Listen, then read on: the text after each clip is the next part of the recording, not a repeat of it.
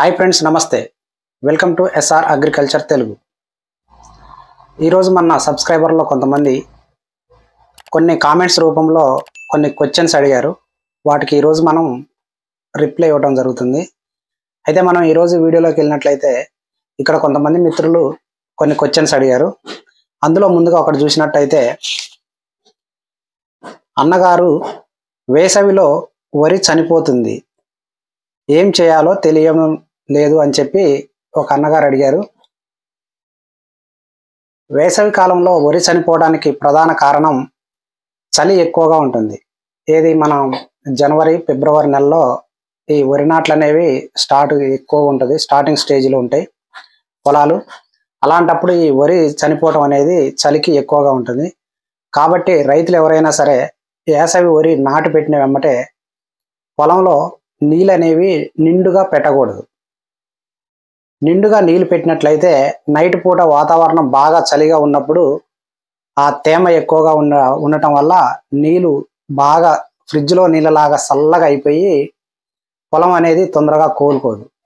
కాబట్టి వేసవిలో వరి చనిపోవడానికి ప్రధాన కారణం ఈ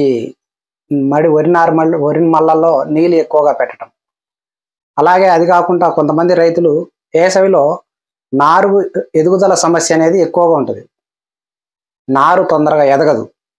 అప్పుడు ఏం చేస్తారంటే రైతులు నారు ఎదగటం లేదని చెప్పి ఈ పెస్టిసైడ్స్ కానీ లేకపోతే కింద మందులు కానీ హెవీగా వేస్తుంటారు. వేసినప్పుడు ఏమైందంటే వేసవి నారు 20 నుంచి 25 రోజుల నాటు పెట్టుకుంటే చాలా బాగుంటుంది.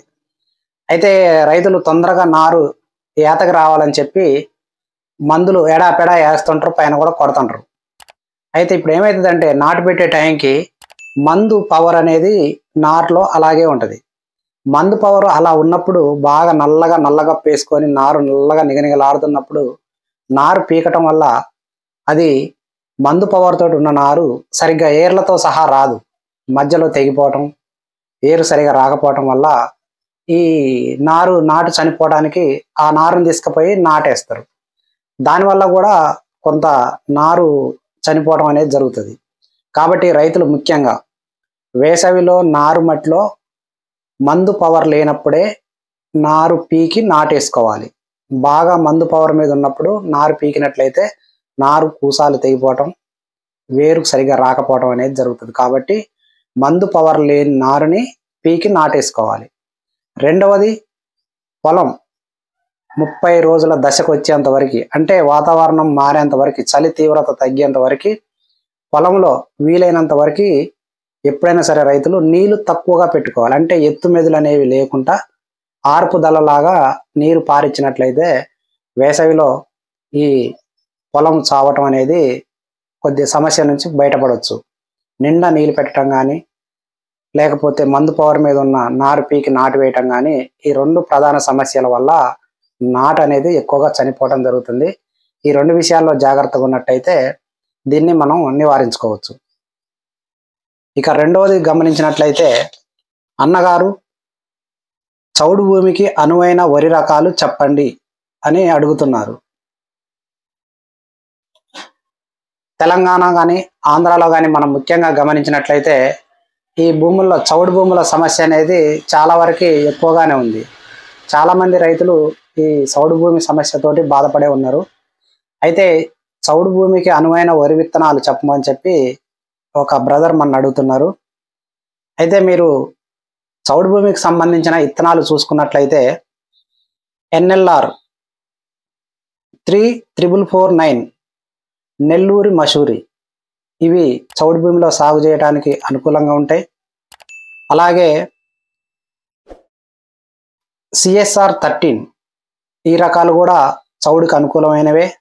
అలాగే M2U 1061, ఇవి కూడా చౌడుకి అనుకూలంగానే ఉంటాయి.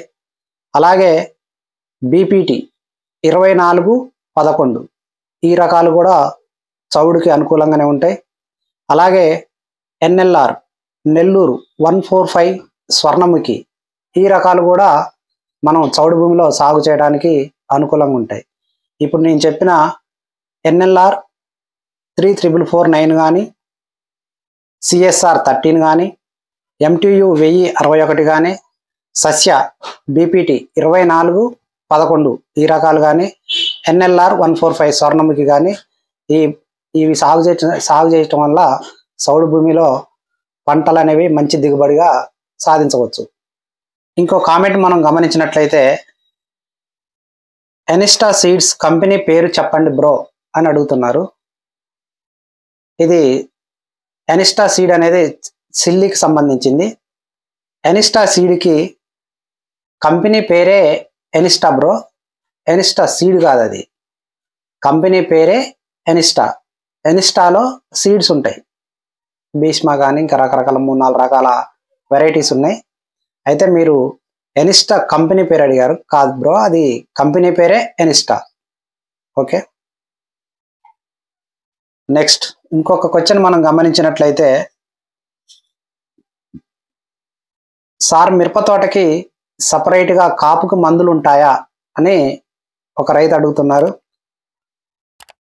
మిరప తోటకి సపరేట్గా కాపుకు మందులు అంటూ ఏమీ ఉండవండి. మిరప తోటకి కరెక్ట్గా వాతావరణం అనుకూలిస్తే రోగాలు ప్రైడ్ కొట్టినా కూడా పిచ్చి కాయలు కాస్తాయి. ఈ కాపుకు సమస్య ప్రత్యేకించి కాపు సమస్యకి మందులు అంటూ ప్రత్యేకంగా ఏమీ ఉండవు. అలా కాపుకు సపరేట్గా మందులు ఉన్నట్టయితే రైతులు ఇన్ని రకాల మందులు కొట్టకపోయేటోళ్ళు. కాపబడాలంటే ఆ ఒక్క మందునే కొట్టి కాపబడేసుకునేటోళ్ళు. కానీ సపరేట్గా కాపుకు మందులే ఉండవు. ఆయా తెగుళ్ళని బట్టి, ఆయా వాతావరణ పరిస్థితులను బట్టి, అప్పుడున్న తెగుళ్ళని బట్టి మందులు స్ప్రే చేసుకొని తోటకి తెగుళ్ళు లేకుండా మనం సస్యరక్షణ అనేది చేపట్టినట్టయితే ఆటోమేటిక్గా కాయలు అనేవి అవే బ్రహ్మాండంగా కాస్తాయి.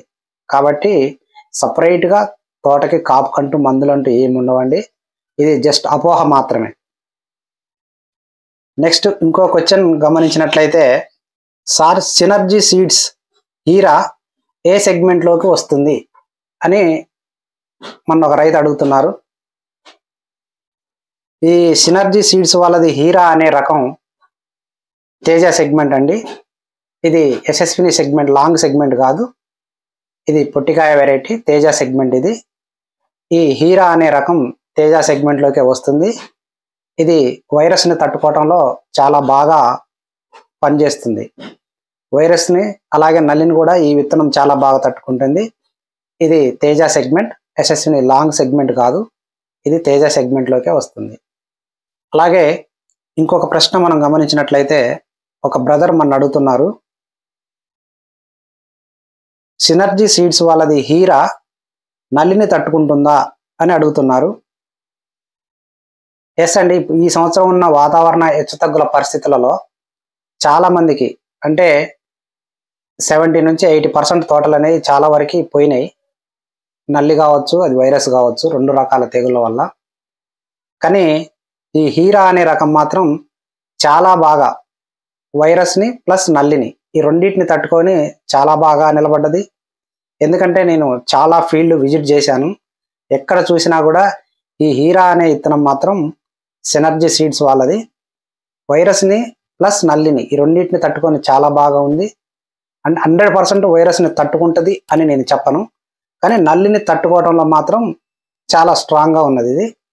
ఎస్ బ్రదర్, నల్లిని తట్టుకోవడంలో ఇది చాలా వరకు బాగుంది. 100% మీరు దీన్ని సాగు చేసుకోవచ్చు. ఇది ఫ్రెండ్స్ ఈరోజు వీడియో. ఈ వీడియో మీకు నచ్చినట్లయితే లైక్ చేయండి, షేర్ చేయండి, అలాగే మన ఛానల్ని తప్పకుండా సబ్స్క్రైబ్ చేసుకోండి. మిగతా 4 రైతులకు షేర్ చేయండి. Thank you.